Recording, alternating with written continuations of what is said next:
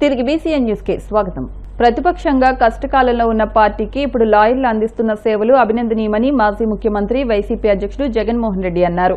YCP ఉమ్మడి కృష్ణా, గుంటూరు జిల్లాల legal cell ప్రతినిధుల సమావేశంలో ఆయన మాట్లాడుతూ పార్టీ కార్యకర్తలపై తప్పుడు సాక్ష్యాలతో అక్రమ కేసులు పెట్టి వేధిస్తున్న ఈ సమయంలో పార్టీకి పెద్దనలా లాయర్లు పనిచేస్తున్నారని ఆయన ప్రశంసించారు. కలియుగం అంటే ఏమిటన్నది ఈ 14 నెలల చంద్రబాబు పాలన చూస్తే అర్థమవుతుందన్న జగన్ ఈ కాలంలో ఎక్కడా న్యాయం, ధర్మం లేదని తేల్చి చెప్పారు. నిజంగా ఈరోజు పార్టీకి అన్ని రకాలుగా ఒక పెద్దన్న పాత్ర ఎవరైనా పోషిస్తా ఉన్నారు అంటే అది న్యాయవాదులేనే చెప్పాలి. అడగకపోతే అమ్మైనా అన్నం పెట్టదన్నట్టుగా, కోరకపోతే దేవుడైనా కూడా వరం ఇవ్వడం అన్నట్టుగా, పిటిషన్ వేయకపోతే న్యాయస్థానంలో మీరు నిలబడకపోతే న్యాయం కూడా దక్కే పరిస్థితి కూడా ఉండదు. కలియుగం అన్నది ఏమిటి అన్నది ఈ చంద్రబాబు నాయుడు గారి పరిపాలన చూస్తే ఈ 14 నెలల్లో ఓహో ఇదేనా కలియుగము అని చెప్పి అనిపించే పరిస్థితి ఎవరికైనా కూడా అనిపిస్తుంది. ఎందుకనంటే న్యాయం లేదు, ధర్మం లేదు. తమకు గిట్టని వాళ్ళు ఎవరైనా ఉంటే, తమకు నచ్చని వాళ్ళు ఎవరైనా ఉంటే, తమకు వ్యతిరేకంగా స్వరం వినిపించే వాళ్ళు ఎవరైనా ఉంటే తట్టుకునే పరిస్థితి లేదు, జీర్ణించుకునే పరిస్థితి లేదు. ఎలాగైనా తీసుకొని పోయి వాళ్ళని జైల్లో వేయాలి, ఎలాగైనా తీసుకొని పోయి వాళ్ళని చిత్రహింసలు పెట్టాలి, ఎలాగైనా కూడా వాళ్ళ పరువును తీయాలి అనే ఒక నీచమైన సంస్కృతి ఈరోజు మనం చూస్తూ ఉన్నాం. ఒక మనిషిని జైల్లో పెట్టడము అని అంటే తన పరువును, తన ప్రతిష్టలతో ఆడుకోవడం. అవన్నీ తెలిసి కూడా ఏ తప్పు చేయకపోయినా కూడా బురద వేసి తప్పు చేశాడు అని చెప్పి దానికోసం దొంగ సాక్ష్యాలను క్రియేట్ చేసి కేవలం వీళ్ళు పెట్టే ప్రలోభాలు, వీళ్ళు పెట్టే భయం తప్ప వేరే బేసి లేదు, వేరే సాక్ష్యము లేదు. ఇలాంటి పరిస్థితుల మధ్య న్యాయం జరగడానికి కోసం బాధితుల తరపున గట్టిగా నిలబడి వాళ్ళ స్వరం వినిపించే కార్యక్రమం ఎక్కడైనా చేయాల్సిన పరిస్థితి ఏదైనా ఉంది అని అంటే అది ఇంకా మన భుజస్కంధాల మీద ఇంకా బాధ్యత ఎక్కువైంది. కానీ ఏదైనా కూడా న్యాయం, ధర్మం అనేది వాళ్ళ తరపున ఎవరైనా వాళ్ళ తరపున గట్టిగా నిలబడి వాళ్ళకు న్యాయం చేసే పరిస్థితి రావాలి అని అంటే అది మళ్ళీ మీ భుజస్కంధాల మీదనే ఉంది. కాబట్టి మీరు పోషించే పాత్ర చాలా ఇంపార్టెంట్ పాత్ర. మరీ ముఖ్యంగా కష్టకాలంలో ప్రతిపక్షంలో ఉన్నప్పుడు వైఎస్ఆర్ పార్టీకి నిజంగా పెద్దన్నగా మీరు చేస్తూ ఉన్న పాత్ర ఎప్పటికీ కూడా పార్టీ మర్చిపోదని సందర్భంగా తెలియజేస్తాను. ఎవరికి కూడా ఊహించని విధంగా కూడా, ఇంతకుముందు గతంలో ఎప్పుడు జరగని విధంగా కూడా లీగల్ కమ్యూనిటీకి మరీ ముఖ్యంగా ఫస్ట్ టైం లా కంప్లీట్ చేసుకొని తమ కాళ్ళ మీద తాము నిలబడడానికి సిద్ధంగా ఉన్న యంగ్స్టర్స్కు, యంగ్ లాయర్స్కు ప్రభుత్వం అప్పట్లో క్రమం తప్పకుండా సహాయ సహకారాలు అందిస్తూ లా నేస్తం పేరిట అండగా నిలిచిన చరిత్ర కూడా ఇంతకుముందు ఎప్పుడు జరగల. అదొక్క వైఎస్ఆర్సీపీ ప్రభుత్వం వచ్చిన తర్వాత మాత్రమే ఆ చరిత్ర కూడా చూసాం. అలాంటి పరిస్థితుల నుంచి నిజంగా అట్టడుగు వర్గాలకు తోడుగా ఉండాలని చెప్పి కార్యక్రమంలో భాగంగా ఏకంగా జీపీలు, ఏజీపీల నియామకంలో కూడా ఏకంగా 52% రిజర్వేషన్లు ఇచ్చి అట్టడుగు వర్గాలకు కూడా మంచి చేయాలి అని చెప్పి ఆలోచన చేసిన పరిస్థితులు కూడా గతంలో ఎప్పుడు చూడాల.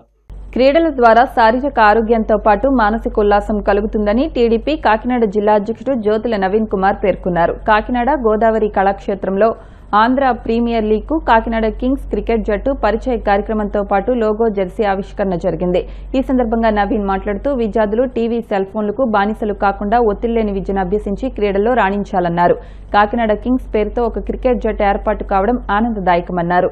ప్రతిభ కలిగిన యువ క్రీడాకారులకు మెరుగైన సౌకర్యాలు కల్పిస్తామన్నారు. ఈ కార్యక్రమంలో కింగ్స్ ఫ్రాంచైజీ యజమానులు పుట్టా శరత్, అవినాష్, ఈవెంట్ ఆర్గనైజర్ కామిరెడ్డి రాజేష్, టిక్కు, బన్నీ, తోట సుబ్బారావు నాయుడు, కాకినాడ కింగ్స్ కెప్టెన్ భరత్ తదితరులు పాల్గొన్నారు.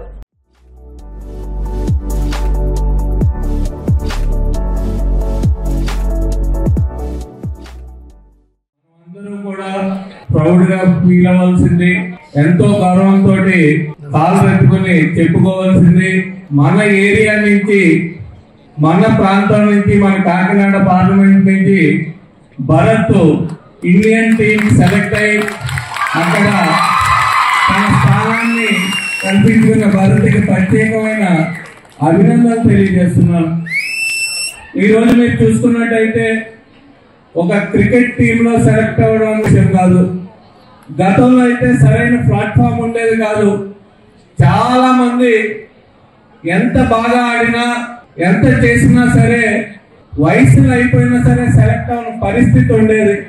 కానీ ఈ రోజున ఈ ఏపీఎల్ నుంచి ఐపీఎల్ నుంచి ఇటువంటి క్రికెట్ సంస్థలను పుట్టించి ఈ భారతదేశంలో ఎవరైతే అత్యధికంగా ఆడగలుగుతున్నారో మంచి పర్ఫార్మెన్స్ ఇవ్వగలుగుతున్నారో వాళ్ళందరినీ కూడా సెలెక్ట్ చేసుకునే ప్లాట్ఫామ్ గా ఇవన్నీ తయారయ్యాయి. దాన్ని ఫ్రాంచైజీలుగా కొన్న ఆ ఫ్రాంచైజీ ఓనర్స్ కూడా ప్రత్యేకమైన అభినందనలు తెలియజేస్తున్నాను. ఇది చాలా కష్టం. ఉత్తరాంధ్రలో ప్రముఖ పుణ్యక్షేత్రంగా విరాజిల్లుతున్న సింహాచలం శ్రీ వరాహలక్ష్మీ నరసింహస్వామి వారి నిత్య కళ్యాణం అంగరంగ వైభవంగా జరిగింది.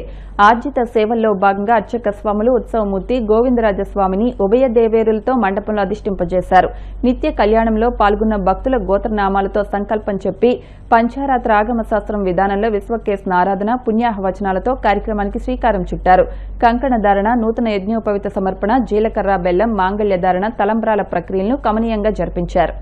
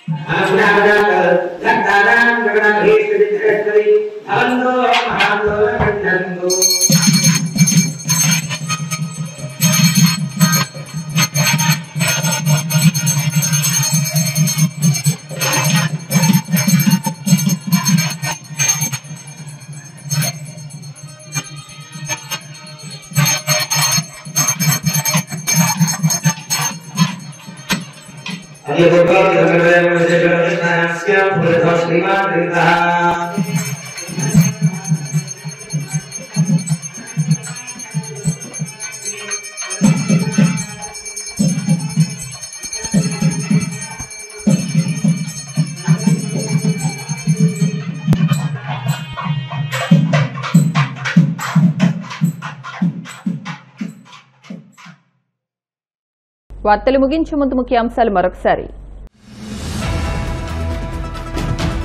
కూటమి ప్రభుత్వం మహిళలకు అధిక ప్రాధాన్యత ఇస్తోందన్న హోంమంత్రి అనిత. రాష్ట్రంలో మహిళల రక్షణ చట్టాలు మరింత పటిష్టం చేస్తామని వెల్లడి.